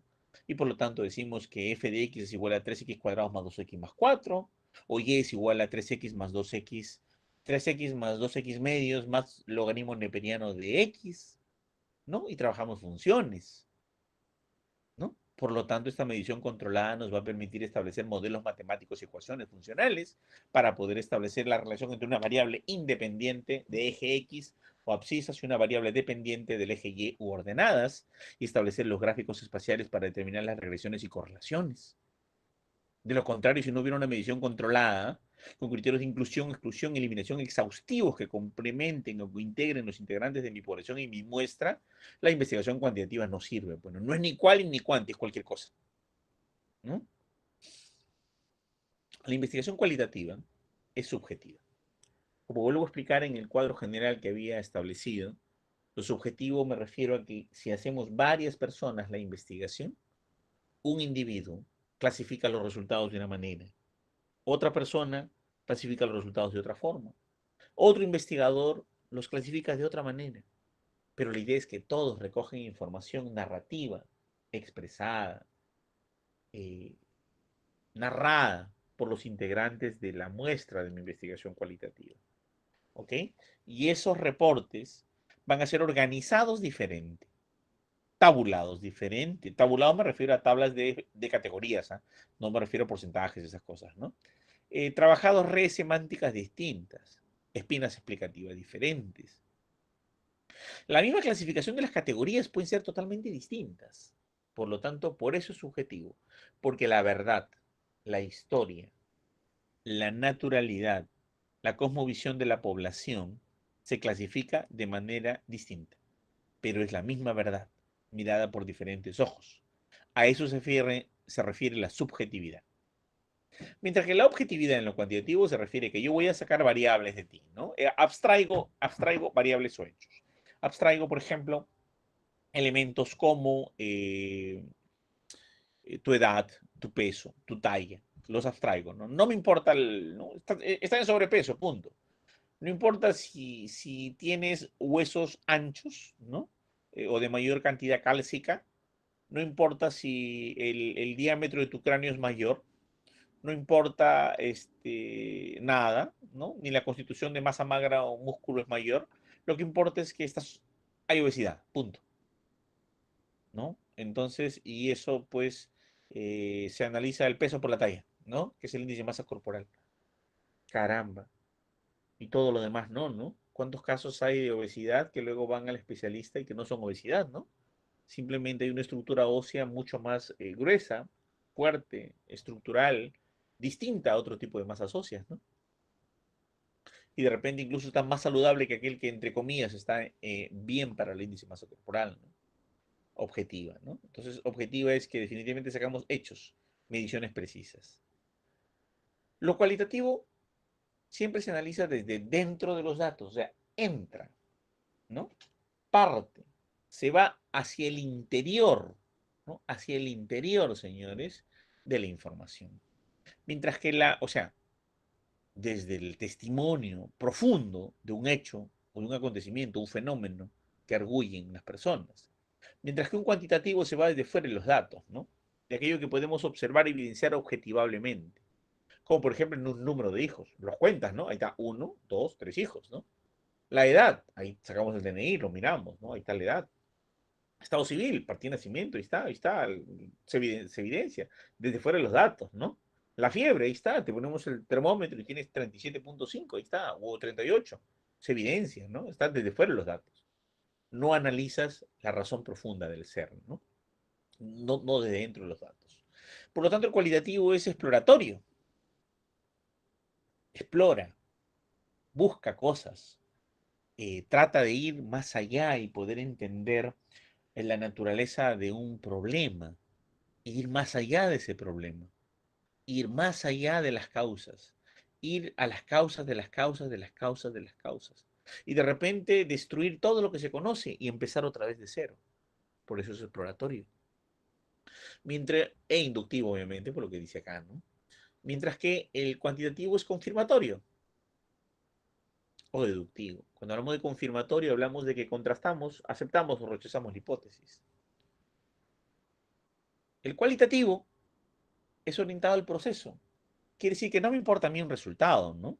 Por ejemplo, hay un trabajo bien bonito que se llama El Estado Civil, la complejidad de las condiciones de unión en el Perú. Muy bonito trabajo, ¿eh? Mira, solamente el Estado Civil, ¿eh? ¿No? Para que vean cómo es orientado el proceso. Entonces se entrevistan, leo 2 de las entrevistas de uno de mis asesorados y le preguntan, ¿no? ¿Cuál es tu estado civil? Soltera. A ver, detállame un poco más. ¿Tienes pareja? Sí. ¿Cuánto tiempo tienes con la pareja? 4 años. Comparten una vida juntos, nos vemos 3 veces a la semana. Duermen juntos un día a la semana porque él va de viaje. Además han comprado algunas cosas en común, sí. ¿Tienen hijos? No. Muy bien, entonces tú eres conviviente, no eres soltera. No, soy soltera. ¿Pero por qué eres soltera? Bueno, porque yo digo que soy soltera. Pero esas son las características de un conviviente. ¿Te das cuenta? Entonces, esas son las condiciones que tú analizas orientadas al proceso y vas más allá y encuentras que dijo soltera porque eso está en el DNI, ¿no? Pero realmente es conviviente. Realmente es conviviente. Y no lo sabía, ¿no? Aquí orientado al resultado, ¿no? DNI, ¿qué dice? Soltero. Oye, pero te casaste de 5 años. No importa, ¿no? Mi partida de nacimiento ahí está. No actualicé el DNI. 10 soltero. No, pero tienes que ir a actualizar tu partida de nacimiento, ¿no? Pero 10 soltero, ¿no? Bueno, entonces, ¿cuál es el resultado? La partida de nacimiento, que digas, la partida de matrimonio o lo que dice el DNI. Pero lo que ve es un resultado concreto, la cuantitativa. ¿Se dan cuenta? Una diferencia muy trágica, ¿no? Muy distinta a la cualitativa. Que aquí puede significar otra cosa en el contexto y acá puede significar algo muy diferente en el hecho abstraíble y extraíble como dato. Lo cualitativo son datos ricos y profundos, discursos, comentarios, historias, historias de vida, narrativas, explicaciones, fundamentaciones, mientras que lo cualitativo, señores, son datos sólidos. Tiene diabetes, ¿por qué? Tiene glucosa por encima de tanto, tiene poliuria, poliescuria, polidipsia, muy bien. Tiene cáncer de pulmón, ¿por qué? Porque acá salió, pues, en la biopsia sale cáncer de pulmón, tiene metástasis. Ya está, se acabó. Sólidos, irrepetibles, listo. No hay objeción, ¿no? Tienes 40 años, ¿por qué? Mi DNI dice acá.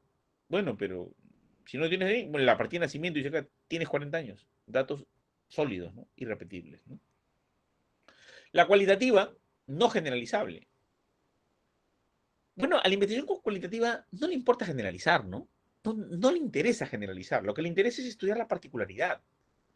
Porque en el hecho humano, en la conducta social, en el comportamiento social, basta una particularidad para producir efecto dominó.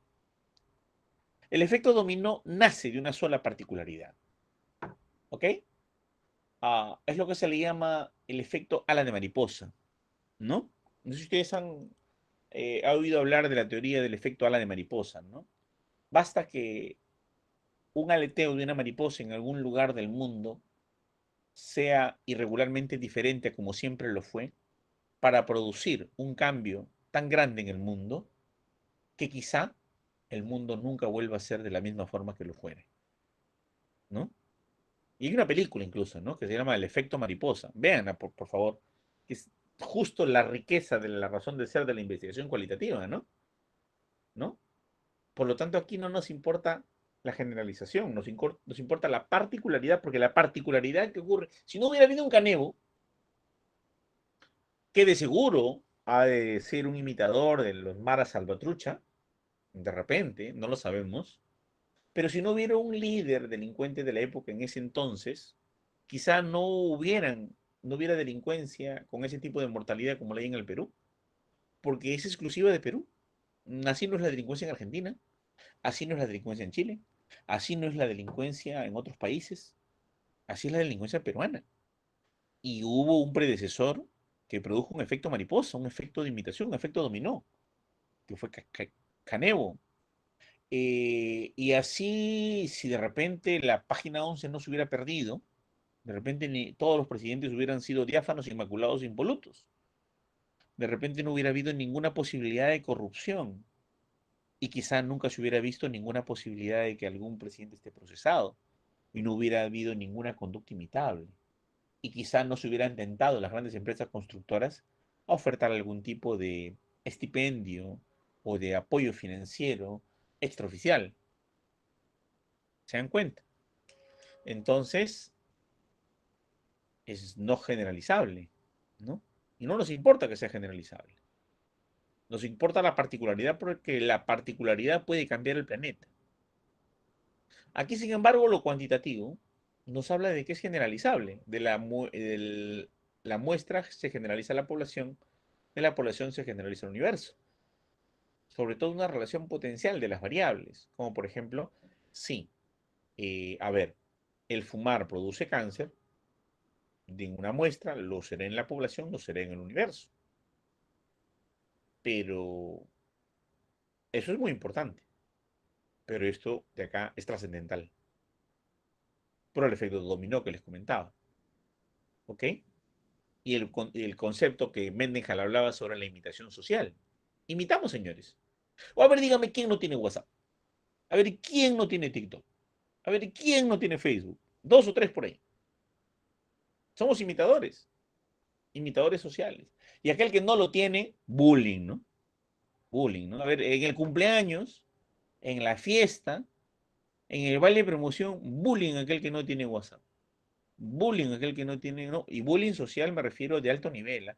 O sea, bromas jocosas, interpretativas, amicales, de apoyo incondicional al amigo que no viene alineado con la tecnología. Pero bullying a fin de cuentas. ¿Ok? Entonces, ¿por qué? Porque de alguna manera, pues existe una conducta de imitación social. Hay un micrófono abierto, por favor, si fueran tan amables de desactivarlo. Gracias. Entonces, lo cuantitativo sí es generalizable. Desde el punto de vista cualitativo, hablamos de lo holístico. Significa que el ser humano no anda solo, está inmerso en sus circunstancias y en su contexto. A ver, otra empresa, ahora, que embotelle bebidas gaseosas, que lance una bebida en el medio de la sierra y que triunfe como la Cola Real, no, imposible. ¿Por qué, profesor, imposible? Porque en primer lugar, era la época del terrorismo. Y la Coca-Cola fue inhabitada muchas veces. La Pepsi fue inhabitada muchas veces. Se secuestraron 2 veces a los gerentes de la Pepsi. Se fue la IQ, se fue la Canada Dry, ¿no? Porque explotaron sus envasadores en el Perú. las dinamitaron. ¿Ok? Entonces, ¿quién quedó? La Cola Real. ¿Y qué preparaba Cola Real al inicio? Cerveza. Y luego gaseosa. ¿Y a quién le surtía la Cola Real? Pues a todas las personas que podían demandar. Era lo único que había, ¿no? Entonces, en el sur del Perú y en la sierra había una bebida que era interesante, que tenía un sabor particular, pero que había sobrevivido porque era peruana, pues, era autóctona, era oriunda, y en el marco del terrorismo y la subversión creció esta empresa nacional, no tenía enemigos, ni a favor ni en contra, simplemente funcionó, no era imperialista, no era americana, como le dicen los subversivos. Entonces, disculpen, hay un micrófono prendido, por favor, si fueran tan amables de desactivarlo. Gracias. Muy bien, entonces, en esa condición, en la sierra, en Ayacucho, en pleno terrorismo, donde no habían otras opciones, donde habían desaparecido las demás empresas de gaseosas, surge la Cola Real. O sea, tiene que ver el tiempo, el espacio, el escenario, la condición política, la condición socioeconómica, el contexto histórico, para que ocurra ese gran emprendimiento, esa gran trascendencia de la Cola Real. Si hoy día, a ver, me voy a Ayacucho, dice un amigo mío, voy a poner una empresa en Huanta, ¿no? O en Vinchos, porque por allá surgió la Cola Real. Voy a empezar de cero a vender gaseosa por allá y voy a volverme igual de famoso, prestigioso y gigante que la KR. No va a ocurrir, pues. No va a pasar porque no es el contexto. O sea, hay que contextualizar. Holístico es todas tus circunstancias vinculadas a ti, tu política, tu realidad, tu tiempo histórico, tu momento, tu entorno social, tu condición en ese instante. En otro instante, de seguro que esto no ocurriría jamás. ¿Ok? El método cuantitativo, totalmente particularista, porque de lo que trata de aquí es de relacionar variables. No importa el holismo, no importa el presidente, no importa la pandemia, no importa nada, lo que importa es relacionar variables. ¿No? Fumar produce cáncer. Y además, ¿importaría qué presidente está para que fumar te produce cáncer? Tampoco, ¿verdad? No tendría ningún sentido porque no es su fin. En cambio, este sí es su fin. Analizar incluso algún contexto, alguna realidad, alguna pregunta de investigación muy particular y muy diferente. Desde el punto de vista cualitativo, la realidad es dinámica, señores. Significa que no hay una persona pobre, no hay una persona rica, no hay una persona buena, no hay una persona mala, es una realidad dinámica. ¿Ok? Una realidad totalmente dinámica. En esta realidad dinámica, lo que pretendemos hacer, ¿no? Lo que pretendemos hacer aquí es básicamente interactuar con el mundo tal cual las condiciones del mundo vengan hacia nosotros, ¿no? O sea, quiere decir esto que hay pros, que hay contras, que hay cosas buenas, que hay cosas malas, que caes, que subes, que empiezas, terminas, ¿no? Una realidad evolutiva. Por lo tanto, en cuanto a una realidad dinámica, esto no tiene un corte, una foto en el momento. Mientras que lo cuantitativo sí analiza una realidad estática, una fotografía del momento, una fotografía circunstancial, una condición que ocurre, un corte en el tiempo. Y ese corte en el tiempo es aquel que vamos a analizar en la investigación cuantitativa, que lo que hace básicamente es una realidad estática. Una foto del momento. A ver, yo doy una metodología de enseñanza. Sigo durante 6 meses. Hago una foto al inicio, una foto al medio, una foto al final, a ver cuántos alumnos pasaron. Realidad estática. ¿Sí? Trabaja en grupos pequeños, en método cualitativo, ¿no? Como les decía, basta una sola persona, ¿sí? O puede ser 5, 6, 10, 20, 40, dependiendo de tu diseño de investigación cualitativa, ¿ok? Mientras que el método cuantitativo trabaja grandes grupos, ¿no? Muestra de 150, 200, 300, ¿no? Una muestra representativa. La cualitativa emplea la filosofía Quiere decir que no es solo que hace un análisis propio, sino que hace un análisis que tiene que ver con la razón de ser del análisis de la propia existencia humana. Emplea el análisis filosófico, el análisis del ser, el análisis del yo, el análisis del contexto. O sea, tienes que elucubrar mucho para poder ir más allá de lo que una simple prueba estadística te puede dar. Por lo tanto, entramos al campo de lo filosófico, lo hermenéutico, lo fenomenológico, lo etnográfico. Y emplea la lógica porque no significa que yo voy a poner lo que se me ocurra, sino que se procesan resultados de manera lógica, en software especializados. Mientras que la cuantitativa, señores, emplea la estadística, emplea los números, emplea la matemática.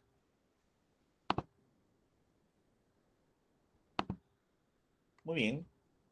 Estas son básicamente las diferencias de la investigación cualitativa y cuantitativa. Albert Einstein decía algo, ¿no?, en 1921, no todo lo que cuenta puede ser contado. Entonces, ya nos refería a algunos elementos de investigación cualitativa vistos en esa época, ¿no? Luego de haber diferenciado la investigación cualitativa de la investigación cuantitativa en los grandes comparadores que hemos visto anteriormente, voy a expresar simplemente un detalle más con respecto a los datos cualitativos, antes de poder entrar a un pequeño break. ¿Ok? Y en ese contexto vamos a analizar y vamos a concluir qué serían los datos cualitativos. Los datos cualitativos son cualquier información no numérica, en primer lugar. O sea, no son números, de hecho, que describe atributos o características distintivas. Ejemplo, cualidades. Son datos cualitativos usualmente, aunque no siempre, descripciones textuales, expresiones de opinión o sentimiento. Ejemplos de datos cualitativos incluyen la narrativa, textos de diarios, dibujos, grabaciones, fotos, videos, placas, ¿no?, etcétera.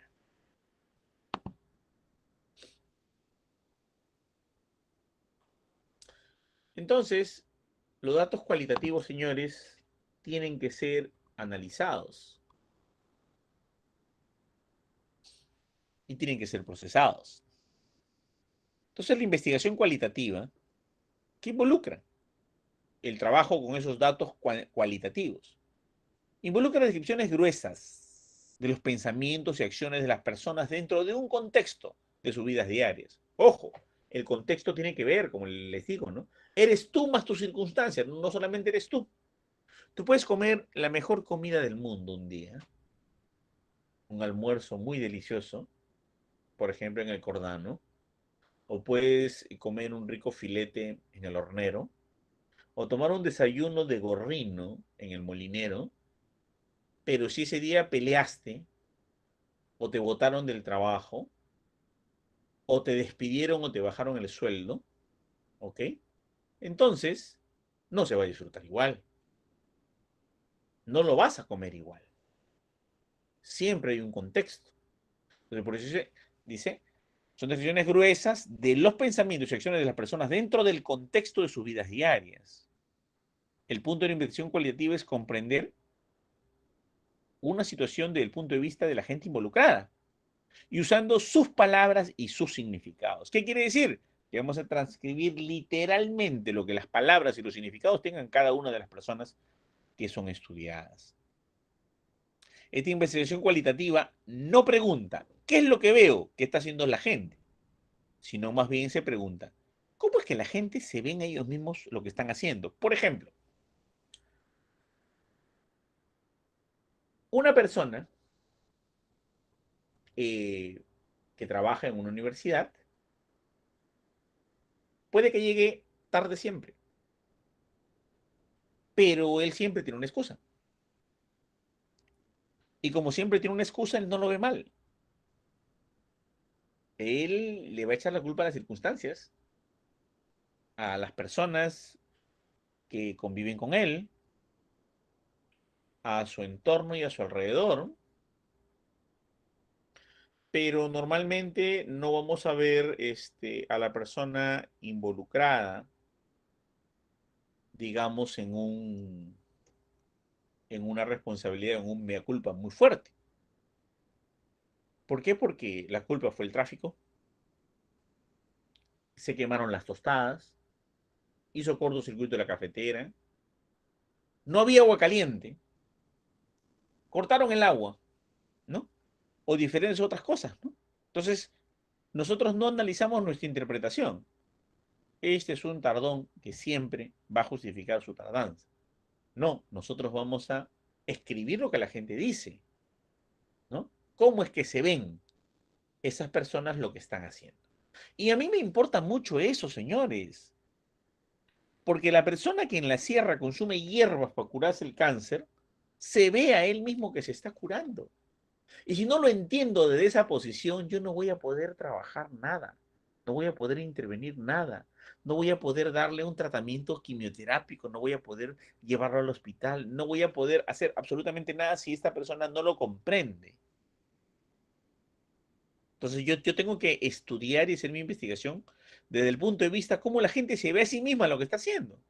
Se ve a sí misma que está haciendo correcto. Cuando le preguntan a un grupo de sicarios, estudiantes de colegio, en una entrevista de grupos focales que hizo un tesista de la Católica hace algunos años atrás, cuando descubrieron las escuelas de sicarios, y les preguntaban, oye joven, ¿y tú por qué haces eso? No, lo que pasa es que yo quiero ayudar a mis papás.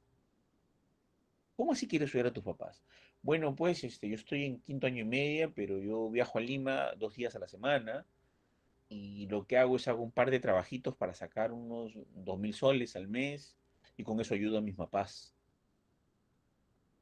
Y luego yo voy a seguir juntando platita para pagar mi universidad, porque quiero irme a Lima a estudiar en una universidad buena. Y allá voy a matricularme y voy a hacer mis estudios. Qué interesante. ¿Y eso cuánto demandaría? ¿Qué es lo que tú harías? Bueno, unos 6 trabajitos al año, o sea, 6 asesinatos al año, ¿no? Y él se ve que está haciendo bien.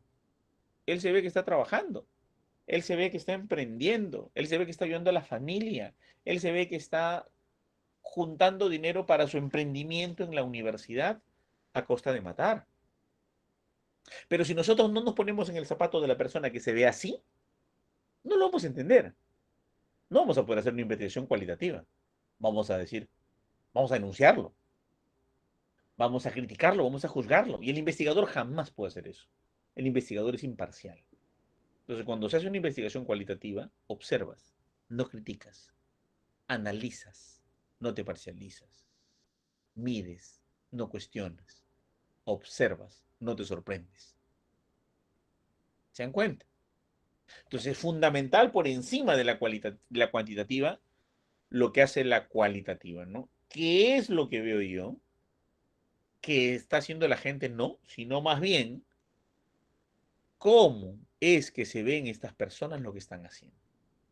Hay múltiples métodos para recolección de datos que están disponibles y se pueden trabajar, por ejemplo, entrevistas, observaciones participantes, grupos focales, ¿no? Bueno, todo esto lo vamos a describir más adelante. Muy bien.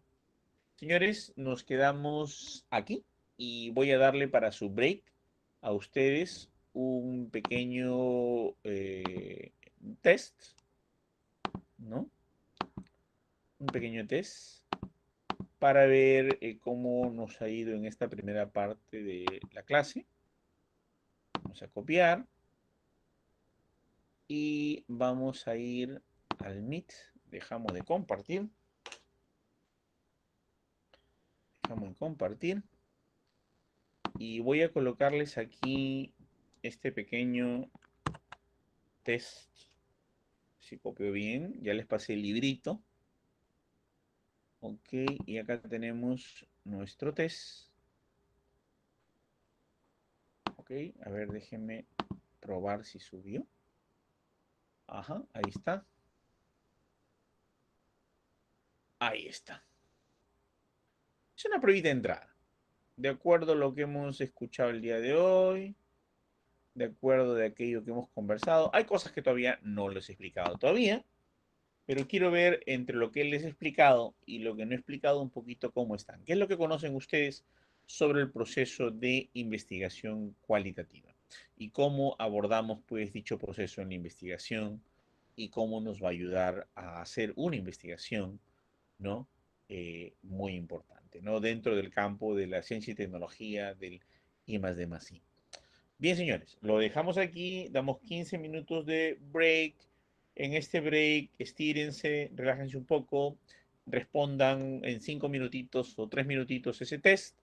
Todos, por favor, que va a ser mi control de asistencia personal, aparte de la asistencia que tienen ustedes, ¿no? Para ver, digamos, el nivel de atención y cómo he ido llegando a ustedes. ¿Está bien, chicos? Bien, gracias. ¿Alguna pregunta antes de pasar al break? Sí, doctor Luis, Dígame. doctor Luis, una consulta nomás que cuando empiece la segunda etapa Ajá. aumente el volumen, por favor. Ah, el volumen. Ay, no sé Sí, cómo hacer eso. Voy a ver cómo lo hago. Ya, está ya, bien. gracias. Gracias, gracias. Está bien, perfecto. Otra observación, Dígame. profesor. El enlace no permite registrar nombres y apellidos. ¿Qué les he mandado ahorita? Sí, solamente permite el correo, pero nombre y apellido no se puede. A ver, a ver, a ver. Ahorita mismo lo soluciono. Ahorita mismo lo soluciono. Un ratito, déjeme ver, déjeme ver. Ajá. Mm. No permite nombres y apellidos. Qué raro. A ver, un ratito. Tampoco los otros datos se puede registrar. Sí, tampoco Ya, sí. Estoy viendo eso. Ya, no se preocupen, lo corrijo ahorita, ¿ya? Bien, chicos, entonces nos vamos a un break y de ahí no se preocupen, lo resuelven a medida que lo corrijan. Ya, gracias.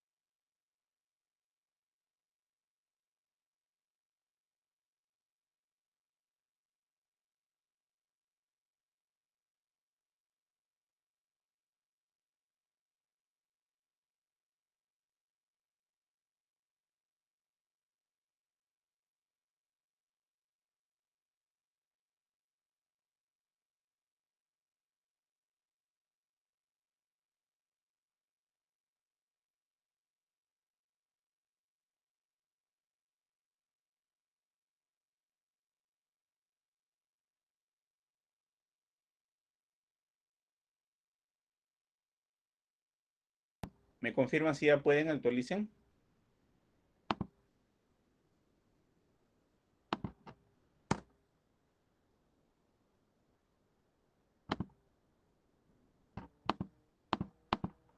Ahora sí, doctor, ya puede ingresar los apellidos y nombres. Ya, muy agradecido. Ok, no, nos tomamos los 15 minutos. Gracias.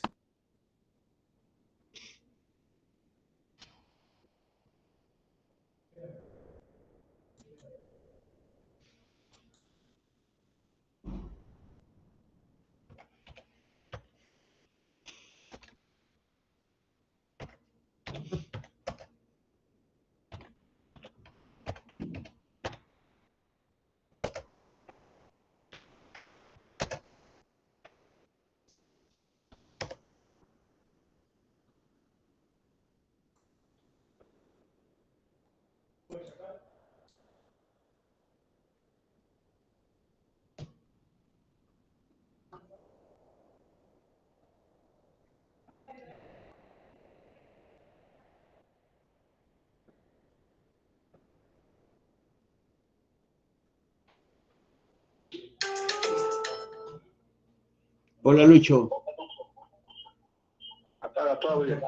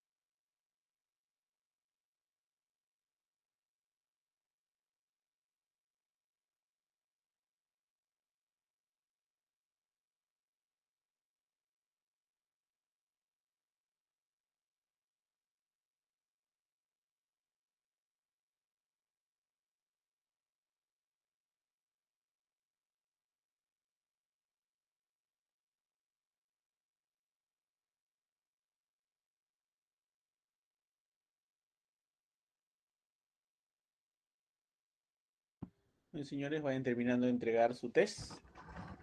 En 2 minutos cerramos y reanudamos la sesión. ¿Me escuchan? Hola, ¿me escuchan? Profesor, no se puede poner los nombres. Ah, no se puede poner los nombres. Pero sí se puede. Sí se puede, está editado. Sí, Actualícelo.